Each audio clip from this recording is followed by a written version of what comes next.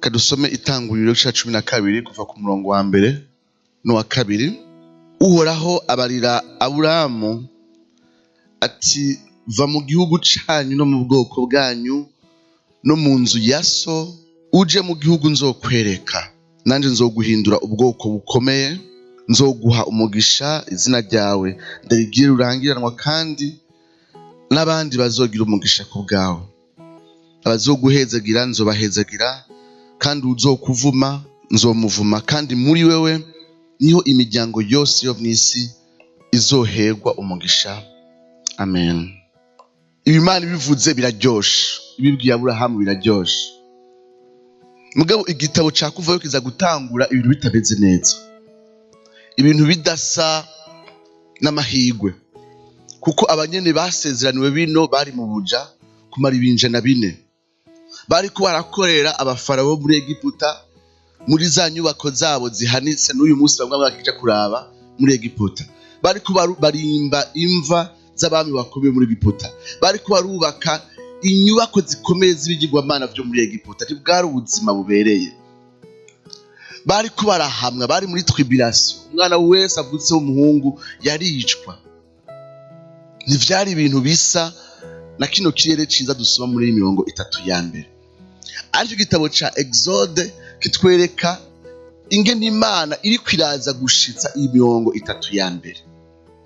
Nivyo n'intango urugendo ruzodushikana muri Yosuwa kubandanya, ariko tubura igitabo ca Exode ngo Uhoraho avuga ngo ndamanutse. Mu by'ukuri ijambo Imana ivuga muri Exode ko imanutse ni imvugo gusa ngereranyo, kuko Imana ntimanuka ntiduga.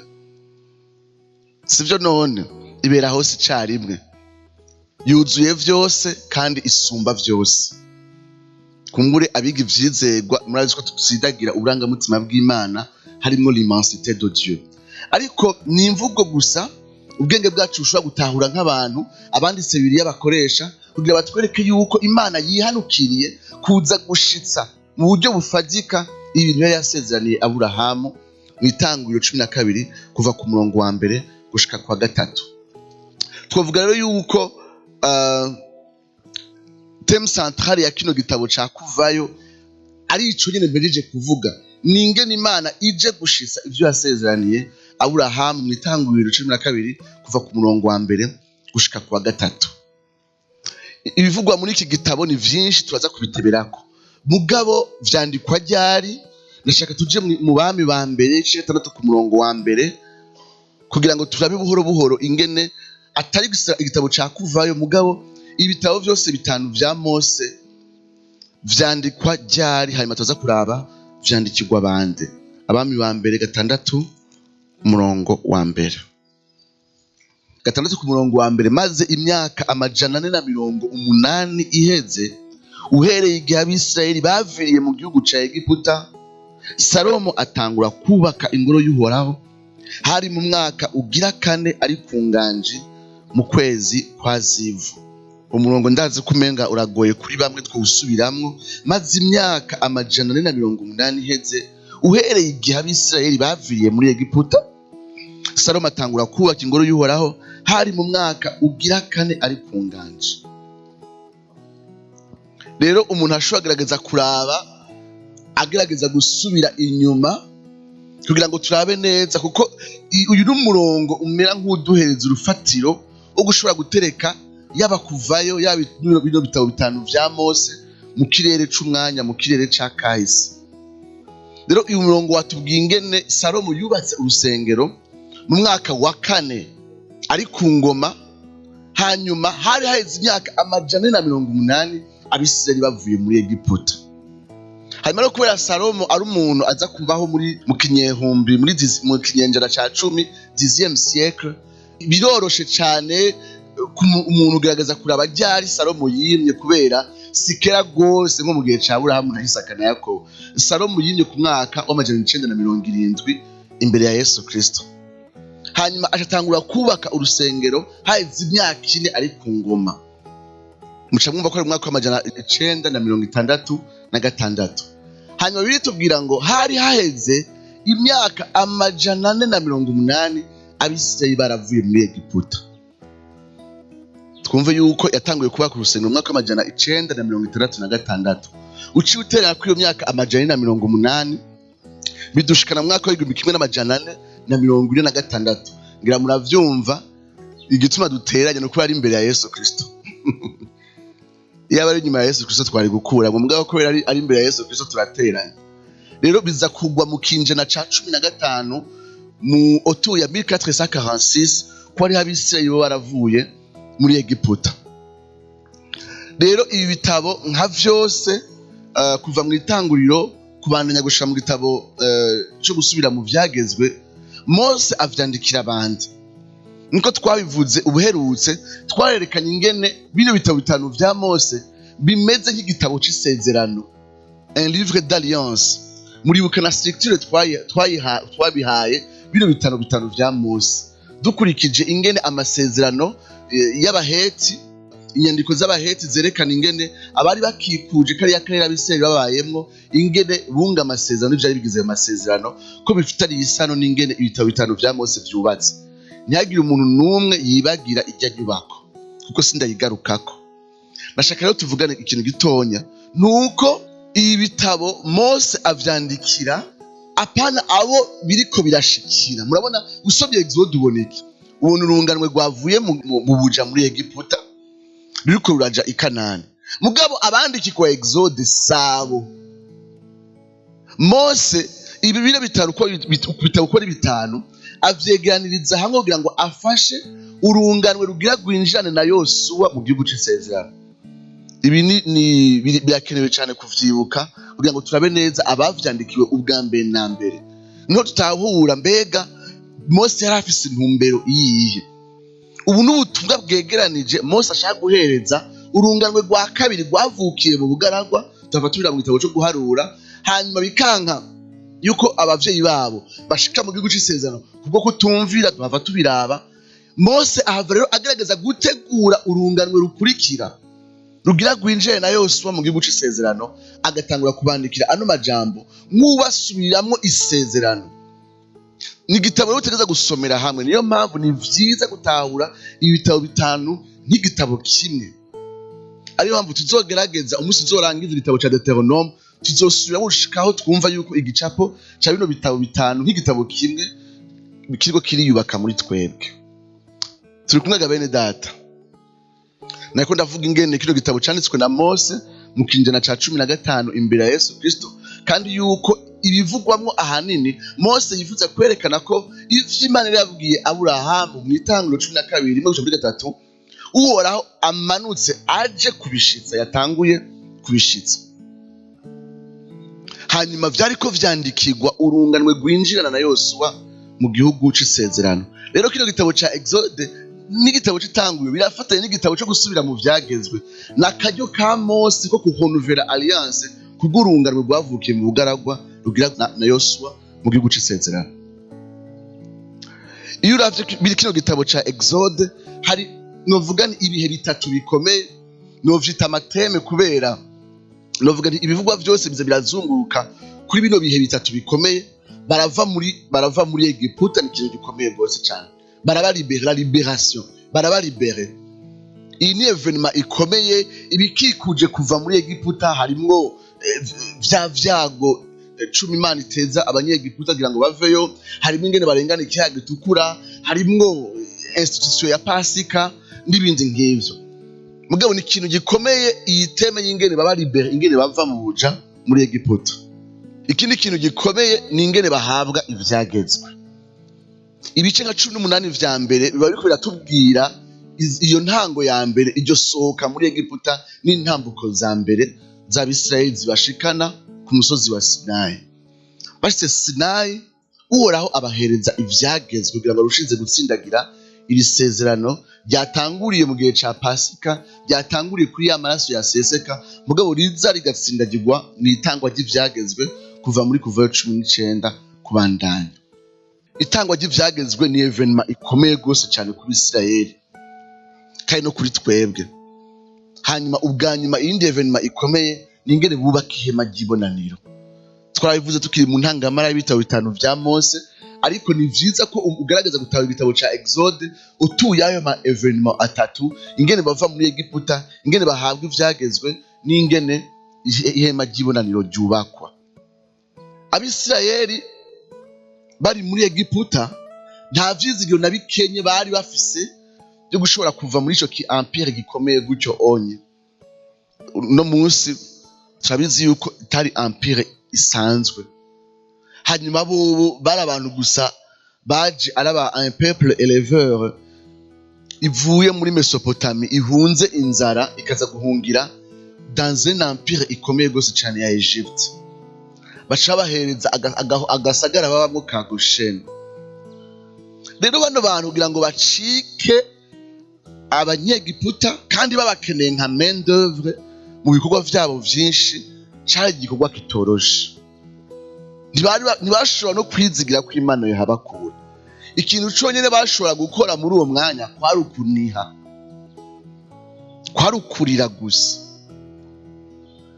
Hari ahantu nyene hari ama situation de souffrance bamwe muri twe tuyazi mu mafilme gusa, nta n'umuntu tuzinanye araba muri situation de souffrance iri extrême, aho ujya muntu ne peut que pleurer et pleurer et pleurer, apana ko no kurira avuga ati ninarira kumbura Imana iranyumva, nta n'ivyizigira bafise. Biya tubwira ngo baraniha gushikaho ngo umuniho wabo uduga ukagera imbere y'Imana. Niyo nimvugo ngereranyo yerekana yuko vy'ukuri bari babaye mu buryo budasanzwe kandi bari désespéré. Ndibaza yuko hari umuntu aca yumva iyo bija mwisezerano rishasha ningede icyaha ca service umuntu mbere sibese dushaka kuva mu itongo rya Eden.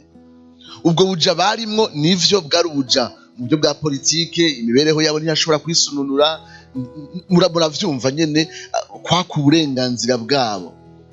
Kandi turavye hari n'igihe natwebwe two turiyumvira vya liberation, vya liberté, yuko bije ikintu ca liberté uca wumva nyene abarundi bafite ijambo ryiza ngo kwishira ukizana.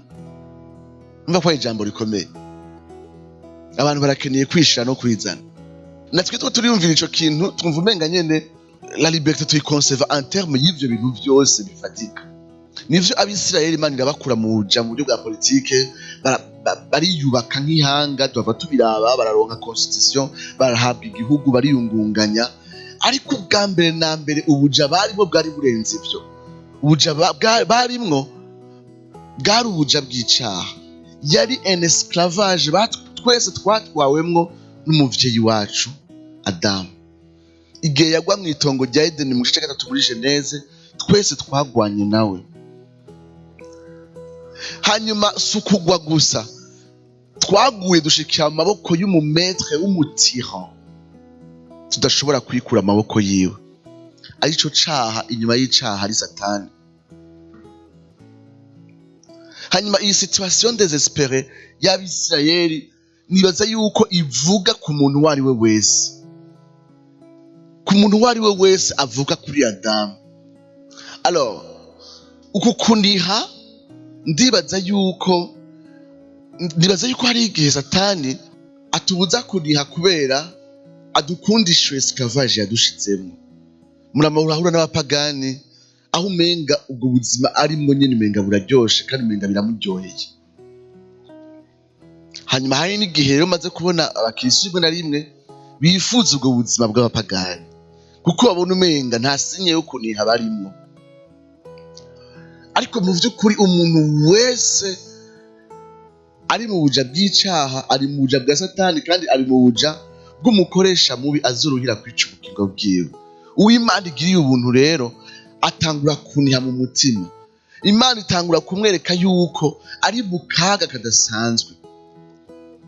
Hanyuma rero hari abantu baniha ari uko Imana imanje kunyiganza ibintu bifadika, agatakaza umuryango, abana bagapfa, ubutunzi bukagenda nabi, akagwara ingwara zivuye mu busambanyi, akaja muri prison kubera ivyo canke yabeshe n'ibindi nk'ivyo. Hanyuma akavuga ati Imana ndagukeneye. Ariko hari n'igihe Imana ivyo bintu vyose itabikwaka, itakwaka umuryango, itakwaka ubutunzi, itakwaka ibintu vyose, mugabo ikuzuza umutima wawe akabonge, ikuzuza umutima wawe kurira, kandi ivyo bintu vyose bihari. igatuma umutima wawe wumva yuko wavuye ku isoko, iryo soko ari ryo muremye. Umuntu akaniha agahamagara, uko guhamagara siko gutuma Imana iza.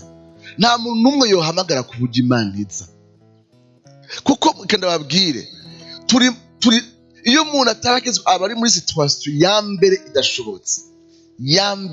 idashobotse. Tuba turi mu buja bw'umutira yitwa Satani, tudashobora kwikura mu maboko, kandi amemta tuba twacumuye kushobora wenyine kudukura muri ubwo buja, kandi aturakiye mu buryo budasanzwe.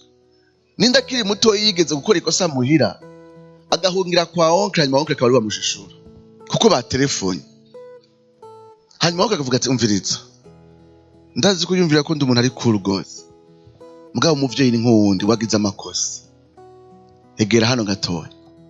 Satani si Imana, mugabo Satani twari mu buja, kandi nta aho uwo twari guhungira ko ni Imana. Iyo Mana nyene yari turakiye.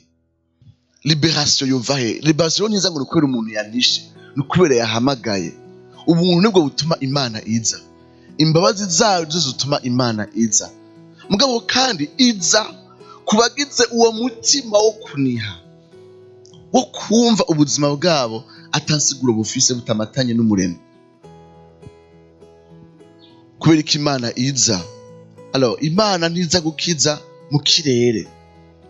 Igihe Imana iza gukiza Abisirayeli, yababwiye yuko urufatiro rwo kuza kubakura mu buja bwo muri Egiputa ari isezerano yasezeraniye Aburahamu na Isaka na Yakobo.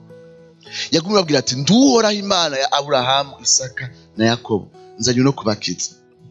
Iyo Imana ije gukiza ntipfa kubikora mu kirere, ibikora ifatiye ku isezerano yagiraniye n'umwana wayo. Imana idukiriza muri Kristo Yesu, Imana itubabaririra muri Kristo Yesu, Imana iturabira ryiza muri Kristo Yesu. Niyo mpamvu iyo tuko turahamagara muri uko guhamagara, duhamagara twisunga Kristo n'igikorwa ciwe, kuko Imana ishobora gusa kutwumva no kudukiza kubw'iryo sezerano ifitaniye n'umwana wayo, yuko abazoyegera bose biciye mu mwana wayo izobakiza. Hari umuntu yovuga ngo amen. Ku Bisirayeli bigaragara gute? Amaraso ku bishimajyango.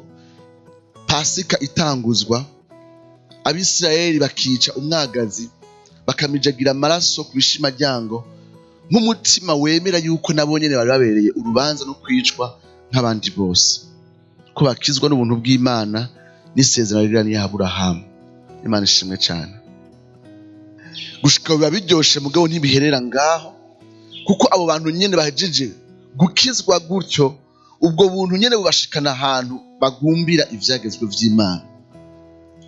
Bahabwa ivyagezwe kuva mu 19 kubandanya 20 no kubandanya n'ibindi vyagezwe bitandukanye. Ubwo buntu bw'Imana bumaze kuduharira, bumaze kudukura muri ubwo buja, ubwo buntu bw'Imana butwigisha kumvira Imana, butwigisha kubaha, butumenyesha ubugombe bw'Imana, kandi ubwo buntu bukaturongorera gushitsa ivy'Imana igomba. Abisirayeli rero bategezwa kuba ubwoko bugengwa n'ivyagezwe. Ayandi mwoko yariyo yose yabafise ivyo yizera, kandi bahagerageza kugira devotion kuri ivyo. Imana ntiyiteze ibirenze ivyo ku Bisirayeli, yari yiteze ko bidevuwa kuri uwo mu liberateur wabo, kandi mu devotion yabo yagaragara mu gukora ivyo uwo mucunguzi ashaka. Imana dufashe cyane. Niko bigenda mu gakiza, uwo nyene adukiza, uwo nyene aducungura, naturira ngo tubeho uko dushaka. Pawulo avuga ati icyatumye apfira bose kwari kugira ngo bariho babe batacinezereza, babe banezereza uwapfiriye akabazukira. Turavuga ya liberation, turavuga vyagezwe, katuheraheze ku ihema ry'ibonaniro, ingene Abisirayeli babwirwa kubaka ihema ry'ibonaniro. Ihema ry'ibonaniro twarivuze ubuheruka, byabafasha kandi ndaza kudufasha mu buryo bubiri. Ubwa mbere kugira ngo habeho provision du pardon, provision de réconciliation, provision de communion, de rétablissement de communion ku muntu yahonyanze ivy'Imana yasavye.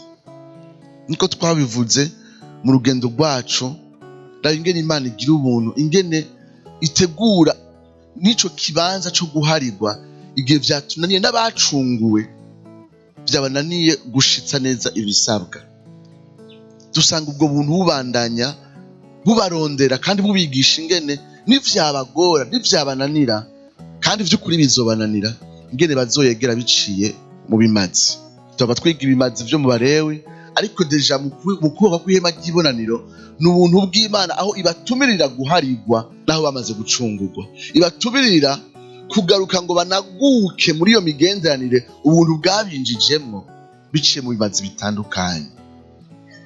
Ngira twese turamaze kugira experience y'ingene turacungurwa, tugacungurwa vy'ukuri, ukitegeza ingene Yesu yapfuye kubw'ivyaha vyawe, ukumva worira, waheza akakubwira ivyo akwitezeko, ukumva wovuga uti nukuri ivyo Uhoraho avuze vyose nzobishitsa, hanyuma bwaca kabiri ukabihonyanga.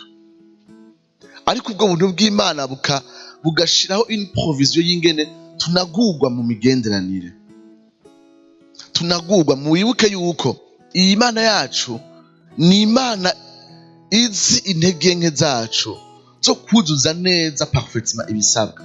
Mugabo mbega ikivuga iti ntaco, je vais vivre avec.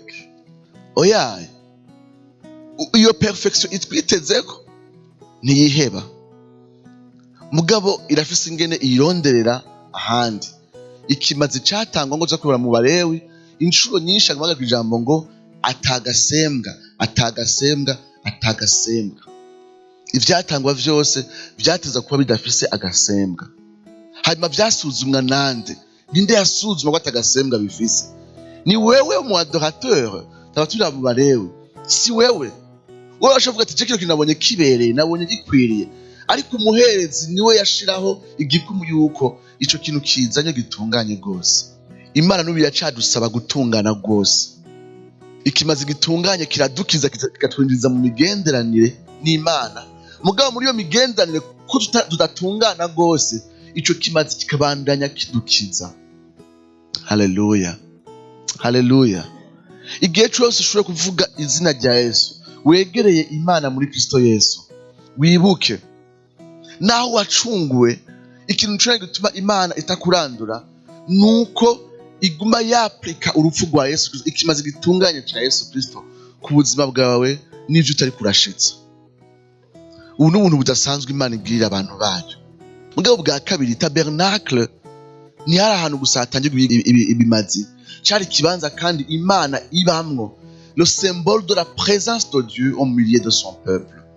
Tava tubiraba hera ingene hasemburiza ubwiza bw'Imana hagati y'ubwoko bwayo. Iyo tuvuze rero tabernacle, umuntu aca yumvira ico kibanza caho Imana ibana n'ubwoko bwayo mu buryo budasanzwe, mu buryo buri rapproché. Najo ijambo tabernacle rirakoreshwa. Yohana ariko aravuga ingene Yesu yambaye umubiri aza kubana natwe. Iri jambo kubana mu Kigiriki akoresha ijambo gushinga ihema. Ibi vyibutsa Abisirayeli, Abayahudi bariko barasoma ubutumwa bwiza bwa Yohana, ingene Imana yabahagishije ingene hoshingwa ihema kugira ngo Uhoraho abane n'ubwoko bwayo. Yohana akoresha ijambo ry'ingene Imana yihinduye umuntu ishinga ihema mu bantu kugira ngo bibutswe rya hema ry'ibonaniro ryo mu bugaragu. Haleluya, haleluya. Niteka ridasanzwe yuko Imana iza kubana n'ubwoko bwayo. Ngoza kubira mu gitabo cyo guharura, c'est une grande responsabilité, kukwera kwayo ingene kugaragarira mu bwoko bwayo. Turabiraba mu Balewi, ariko kandi riguma riteka ridasanzwe ko Imana iza kubana natwe. Mwisezerano rishasha nkuko reko ndavuga, Yesu aza kubana n'abantu biwe. Abavyeyi babwiwe ngo muze azokwitwa Emmanuel, isobanura ngo Uhoraho ari kumwe n'abantu biwe. Ari kumwe natwe igihe yaza kuba hano ku isi, dans son existence historique, ingene yaje akaza kugendera kuri ino si yacu, akishushanya n'imibabaro yacu gushika hava ku musaraba. Yarashinze ihema muri ino si kumara imyaka 33 gushika haja ku musaraba. Ubwa kabiri, turi hano kubera bamwe sinzi ingene bangana, uyu nyene Yesu yaje gushinga ihema mu mitima yabo. Ibyo rishasha ni ingene Yesu aza gushinga ihema muri wewe.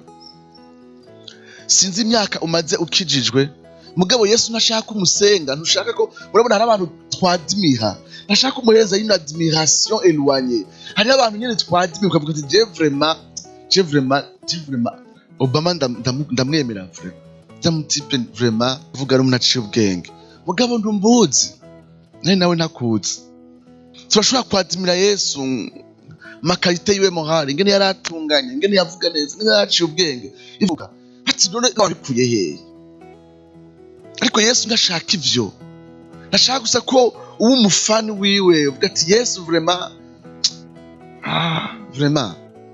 uruhatari ashaka gushinga ihema mitima yacu hanyuma mwibuke ntidushobora kwihenda nyimba Yesu yaraje kuba muri twebwe la présence ya Yawe hagati y'ubwoko bwa Bisirayeli cyari ikintu kidashobora gupasa inaperçu ku murango hari igicu mwijoro hari inkingi y'umuriro ibirenze ivyo hama hari ibintu biri kwira vyerekana tubora hari ngaho harabo yishe kubera bakoze amakosa afye bakabarapfuye ati yo ni Imana aho Imana iri haragaragara aho Imana ishinze ihema ni yapasa inaperçu mbega Yesu yaraje kuba mu mutima wawe mbega yaraje ku tabernacle muri wewe vy'ukuri Yesu aravuga muri Yohana aravuga 14:23 avuga ati nihagurigira unkunda azokwitondera ivyagezwe vyanje maze nanje nzomukunda na data azomukunda maze tuzoza muri we tubane nawe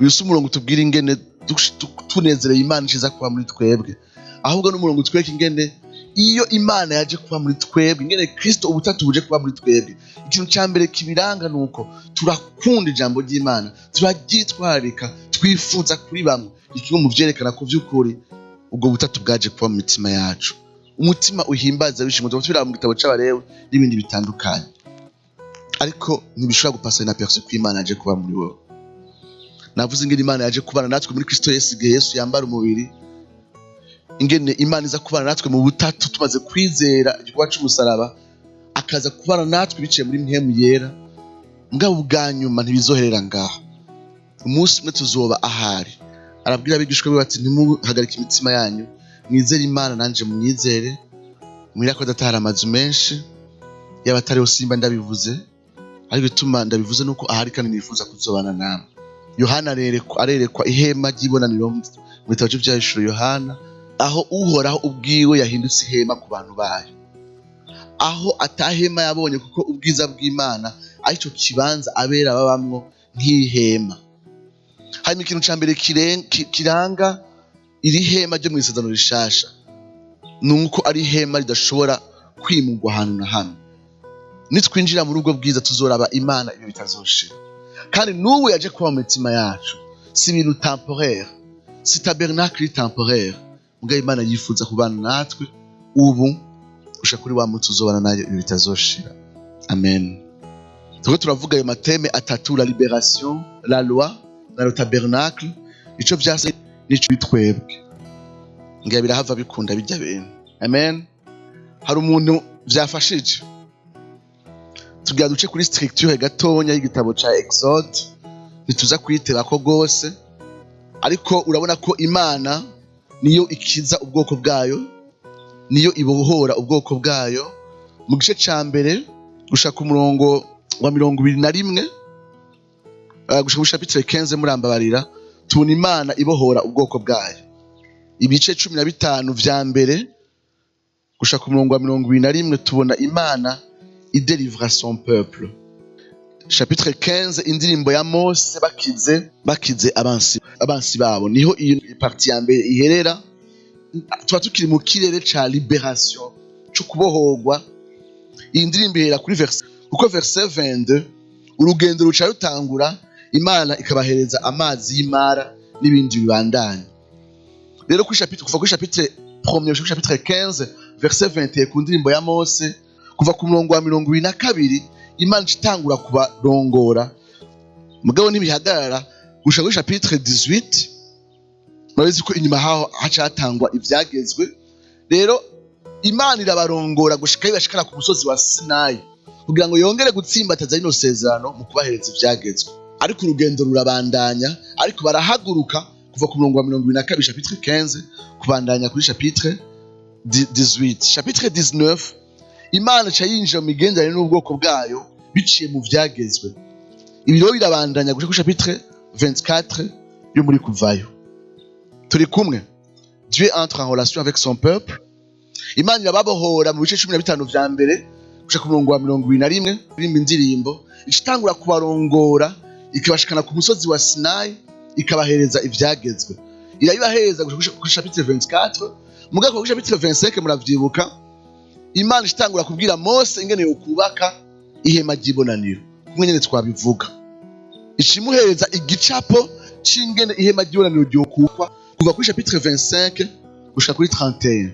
Alors Imana imaze kumuhereza iyo plan neza ko Mose yarashusha ati ubu rero biratanguye kabisa tugira twavance.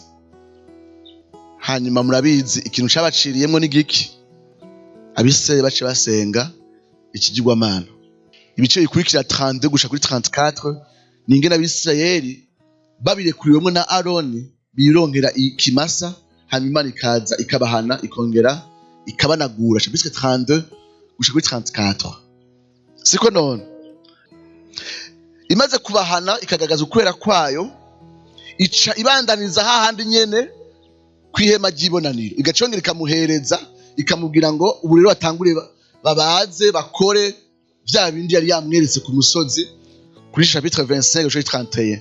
Alors 35 à 39 abakozi abartiste abartisan baca batangura gutegura rya hema ry'ibonaniro 35 gushika kuri 39. Turi kumwe. Chapitre 40 bigenda gute? Ubwiza bw'Imana buca buza mu rusengero n'ihema ry'ibonaniro. Hari umuntu afite ico gicapo gitonya ingene bimeze kuko survol ni kugira ngo umuntu abonye ko afite igicapo. Barabohorwa bava muri Egiputa chapitre 15 gushika kuri verset 21. Chapitre 20 Imana itangura kubarongora gushika ku musozi wa Sinai. Hanyuma ku musozi wa Sinai gaca bahereza ivyagezwe kuva kuri chapitre 19 gushika kuri 24. Kuri chapitre 25 igatanga kubahereza igicapo c'ingene bogira ihema ry'ibonaniro gushika kuri chapitre 31. Ariko hari ikintu kiba nuko baca bakora bironkera iyindi mana. Kuva kuri chapitre 32 gushika kuri 34 Imana irabarakira ikabahana ikongera kandi ikabanagura. 35 à 39 baca bareprendre le travail yo kubaka tabernacle imbere yuko ubwiza bw'Uhoraho buza bukuzuye tabernacle muri chapitre 40. Ça va? OK? Nizire ko biduhereza igicapo gitonya. Birabonekana mbega. Voilà, yari yo nyubako y'isho gitabo ca Exode. Nizere yuko igitabo ca Exode muri yo nyubako cadufashije kubona ingene Imana idukura muri Egiputa tugasohoka. Iki kintu ca Exode ni kintu gikomeye, ni gusohoka. Imana yabwira abisirayeli ndabakuye muri Egiputa ntimuze mugire mufata inzira ibasubiza muri Egiputa. Nitugira ibindi bitabo tuzabingena abisirayeli bazi barondera aho kuye gusubira muri Egiputa Imana ikababuza. Ariko idukuye muri Egiputa ishitangura kuturongora intambuko ku yindi, intambuko ku yindi, intambuko ku yindi. Muri urwo rugendo ntivyoroha kubera vya vyagezwe yaduhereje kumvira umwanya mutoyi turabihonyanga, ariko iraza ikaduhana kandi ikatunagura igaca ibandanya iturongora gushika kuri wa munsi tuzokwinjira mu bwiza bwayo kubw'ubuntu bwayo. Ico gicapo ni sawa cabafashije. Hari ibintu vyabagoye gatonya, ibicapo bimwe bimwe vyagaragaye muri kino gitabo ca Exode hari igihe bigorana tubiceko imbere ko tubandanya. Hari umwambaro wa ephod bakora imyambaro y'abaherezi, okay, kuva kuri chapitre 39 yo muri Exode. Alors umuherezi yari afise umwambaro yambara yaje mu gikorwa, n'umwambaro kameme ufise ikintu uvuga kuko urabona ko abartiste mu kuwukora barawitondera cyane. Hariho umwitwikiro bambara hejuru, hanyuma musi yo mwitwikiro haba hariho ikimenyetso kivuga ngo sainteté à l'Éternel, yerejwe Uhoraho. Iki deja ni ikimenyetso cerekana ico Imana yamye yifuza kandi irondera ku bantu bayo yuko bayegukira vy'ukuri kuba ubwoko bwayo, kandi n'uhereza mu rusengero nawe nyene akaba uwegukiwe Uhoraho. Hanyuma ngira murabona musi y'uwo ni ukuvuga hejuru navuze ingene hejuru yaba yambaye umwitwikiro n'ikimenyetso cerekana ko yeguriwe uhoraho, mugabo kandi iyindi myambaro ikurikira imyambaro ishika kuri itatu tudashizemwo impuzu yo munsi, nayo nyene Imana ivuga ko igenda yategeza kuba imeze yera derere.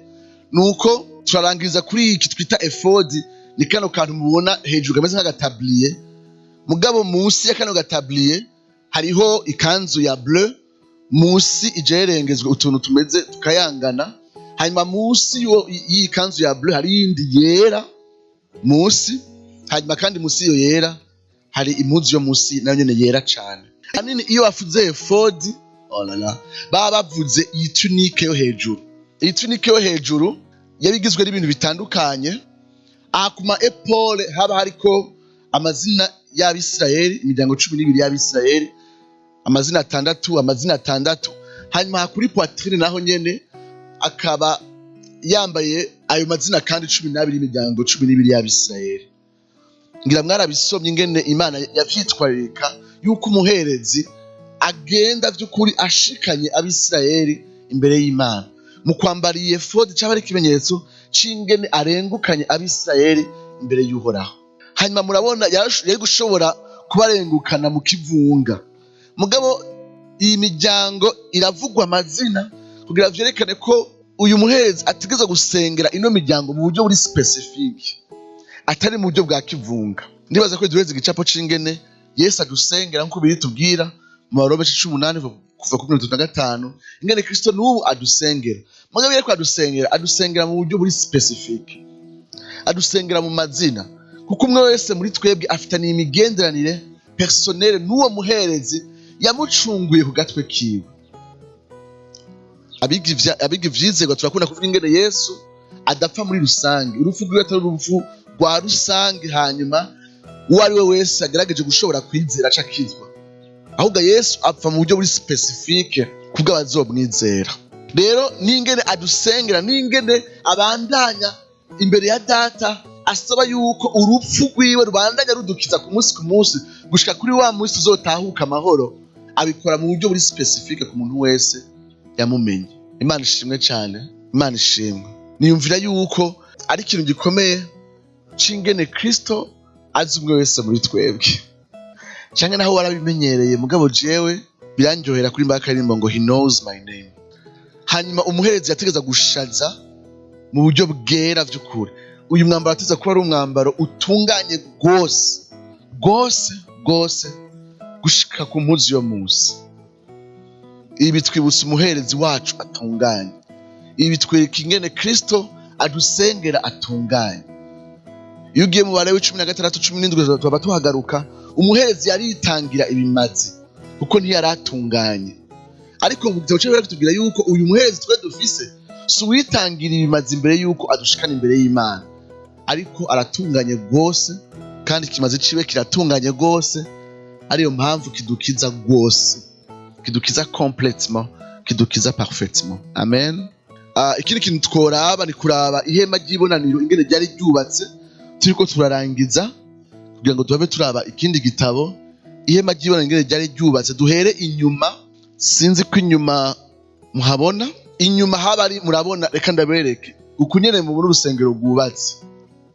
Dufate yuko hariya ahantu muri gihema kiri n'ijya espace yose inyuma ni parvis extérieur. Hanyuma aha hantu turi ni le lieu saint, iriya ni cour extérieure, mugabo hano ni le lieu saint. Mugabo yatumeze nk'abakatolika, hari inyuma ya kiriya gihome hari kuba hari iki? Hari kuba hari iki abaciyeyo? Cyane ni muhaherutse. Rero inyuma haba hari ahantu twokwita ahera hahera. Reka duhere hariya hanze, hateza kuba ari hanini cyane. Murayibona Abisirayeli hari bafise amalieu de culte menshi iwacu. Urabona hano vraiment ama option ni menshi vraiment. Murabona hano muri Shemeza worship temple, umanutse gatonya hajya gatoya twe niho dusengera, gatonya hajya umanutse babana. Ukikanye gutya n'urusengero, geze gutya n'urusengero. Ariko Abisirayeli baza gutanga ibimazi ahantu hamwe. Musha mwibaza iyo ambuye aho kajagari. Rero ku extérieur yaba ari nini. Hanyuma umwe wese mwiyumvire nk'abantu ibihumbi 100 baje gusenga umwe wese afise intama. Hanyuma ateretse iyo intama yose itegezwa kwicwa kandi yicirwa muri ico kibanza. Ntivyaba vyoroshe. Rero umuadorateur yaraza acinjira, umuherezi akaverifya donc ico kimazi azanye ku mategeko dusanga mu gitabo c'Abalewi. Muri vya bice muravyibuka, hari ibice Imana ibwira abaherezi nyine bazobigenza, igice c'8 gushika igice ca 10 cyo mu Balewi. Aheje gusuzuma iyo ntungwa baca bayiryamika kugira ngo bayikerere, bakayikerera naho nyene ku mategeko. Siko none muribuka vya bimazi, mbega kino gitungwa akizaniye iki? Haraho vyasaba yuko bagiturira burundu cose, hanyuma bakamijagira amaraso ku gicaniro. Hari igihe vyasaba yuko bakurayo ibinure hamwe n'iki n'amafigo hamwe n'amaraso, bikaba ivy'Uhoraho, ibisigaye bikajya nde? Abakozi b'Imana. Hari igihe vyasaba yuko baje gukora ivyo bintu gusa vy'Uhoraho, ibisigaye vyose baca bituririra inyuma yaho bashagaje.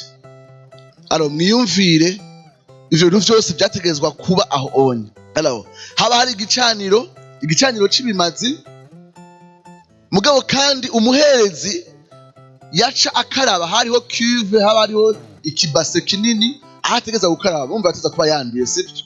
Amaraso aguma yica, urumva byateza kumetiriza ibintu vyuma vyo kubaga uri umuherezi. Antiko mu makuru de formation waja ku macuniro niho baguforomera. Malheureusement ntibibonekana neza, mugabo yaca akaraba, ni kuvuga ngo agishika umuherezi arasuzuma ikimazi, hanyuma bakacica, hanyuma haba hariho igicaniro kugira ngo ivyo bintu bakuyemwo, nyimba ari ivyo baturira, nyimba ari ivyo bashikana, nyimba ari ivyo umuherezi agumana. Hari n'igihe umuherezi yasangira nande n'uwuzanye ishikanwa, sivyo? Muravyibuka ikimazi ciki? Okay, kugira ngo mudukurikirane neza, aya mafoto ngo bayarungitse muri groupe. Ubundi ntivyemewe kwatsa WhatsApp uri mw'ishengero, mugabo ni muyatse, ntituganzwa n'ivyagezwe, kugira ngo mukurikirane amafoto neza. Et je suis vraiment très désolé ko ndashobora kubona neza. Alors nabivuze rero, yaca asuzuma, hanyuma hakaba rero igicaniro c'ibimazi, hanyuma agaca akaraba, hanyuma hejeje gukaraba agaca yinjira ahera. Ngira muraza kubona ku ifoto ko bibonekana neza. Ahejeje kwinjira ahera, katurabe ibintu yasanga ahera. Yahasanga iki? Yahasanga ibintu bitatu nkuko mubibona: imikate itambiye, hanyuma igiterekwa kw'amatara mubona, hamwe n'igicaniro c'imibavu. Ivyo bintu bitatu yasanga ahera. Yahasanga imikate itambiwe, akahasanga igiterekwa kw'amatara, hanyuma akahasanga n'igicaniro c'imibavu ca worship, ca adoration. Amaze kurengaho yaca yinjira ahera. Ngira murahabona ku ifoto, sivyo? Ikintu ca mbere caranga ahera yari isandugu y'isezerano. Isandugu y'isezerano muribuka ingene Bezayeli yabwiwe ingene ayikora. Ajya amadetaye mwarayasomye, aranabarambira, sivyo? Hagiye ikomeye nuko mwabona ko Imana ikwiye ingene iyo sandugu ikwiye gukorwa, kandi ivyo ivuze vyumvirwa uko nyene. Hari ukuntu bayiterura, bateza gusiga ahantu bacisha inkoni zibiri kugira ngo bashobore kuyiterura.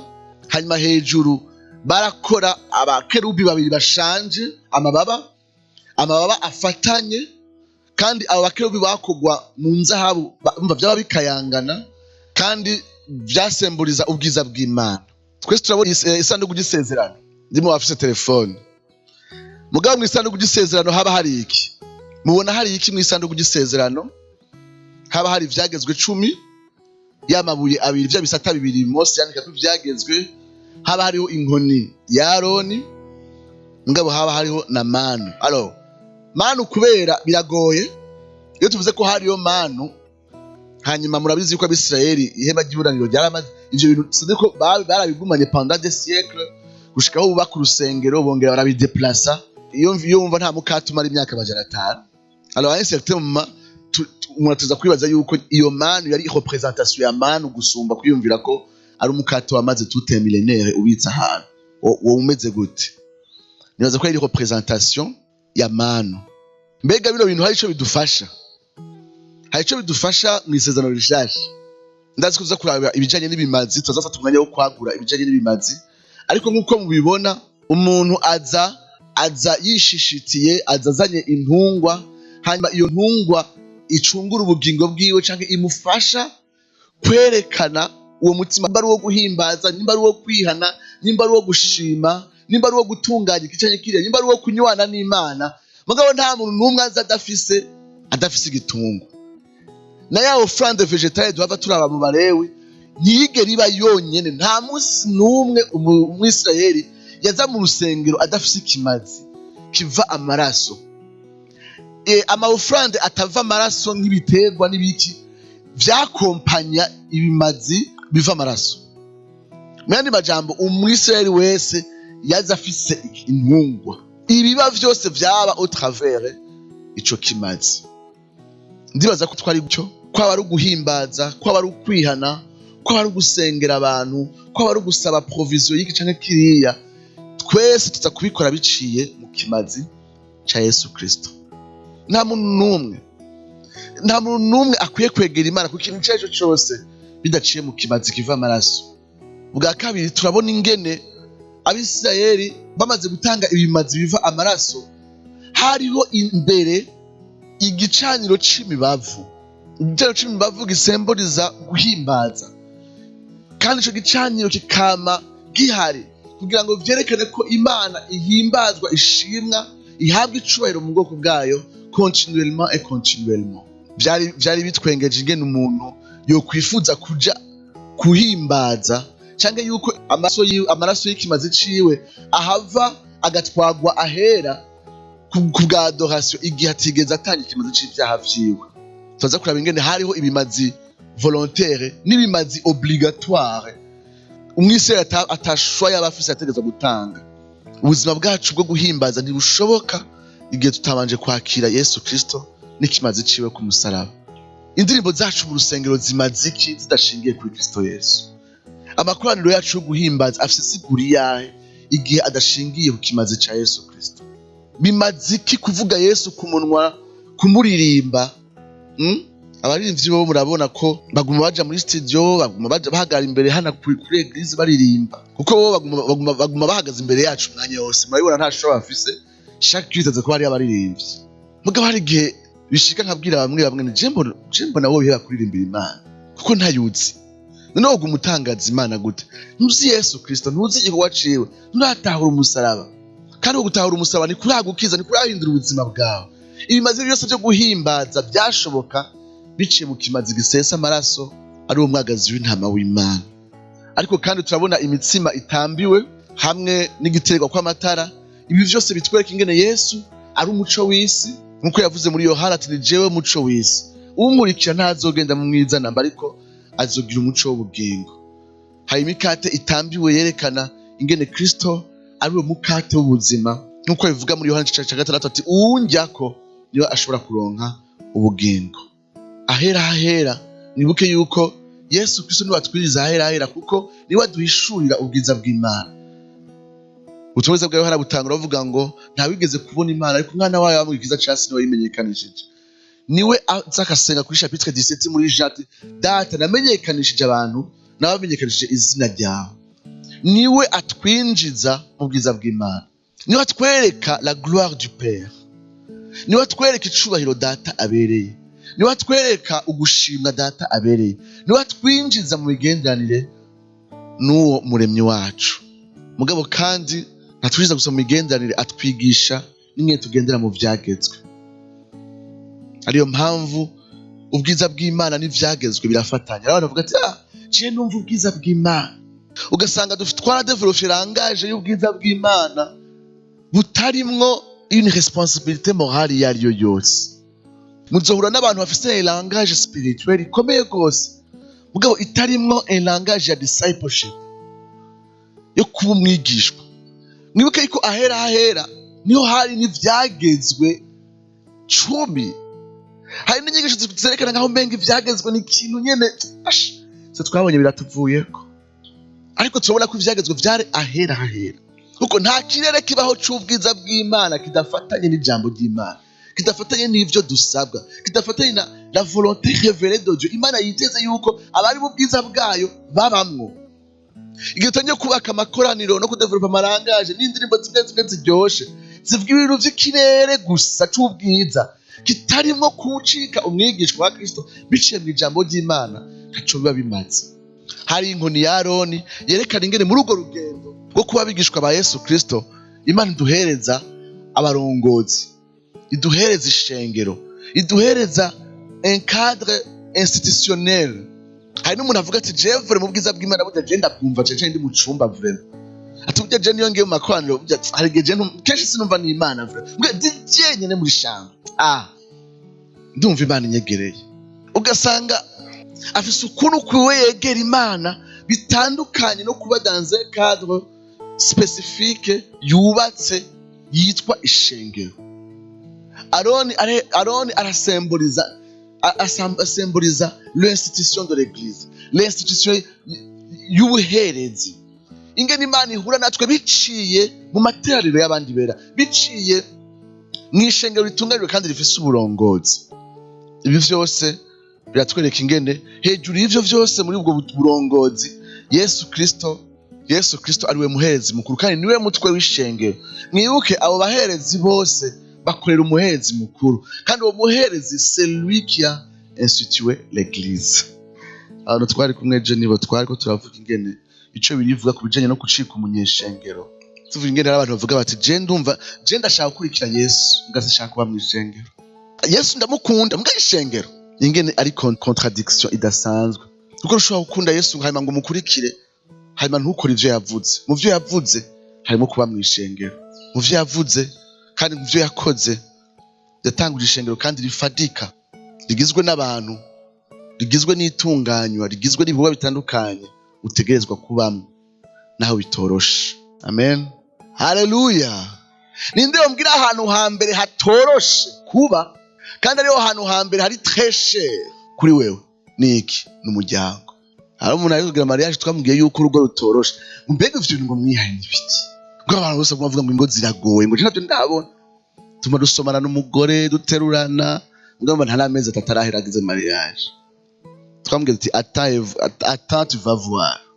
Urugo n'ahantu hambere hatoroshe kandi ahantu hambere hari très cher kuri wewe. Niwumva ko watera stress, umunsi umwe ruze rusambuke ruhere, uzomenya ico stress. Apana yuri kuraba nk'ubunye uzoyimenya. N'ishengero ni gutyo, niyo hantu hambere hatoroshe kandi niyo hantu hambere hari très cher ku mukiristo. Kandi sinibaza yuko abandi gisezano rishasha baduhisha iyo reality, batwereka ishengero ririmo ubujagari, ririmo intambara, zirimo amatati, zirimo ibyaha, bakagerageza gutunganya ngo ishengero ku munsi rishushanywe n'uwaripfiriye. Mugabo niho Imana yifuza kuba. Bwira mugenzi wawe Imana yifuza kuba mu ishengero.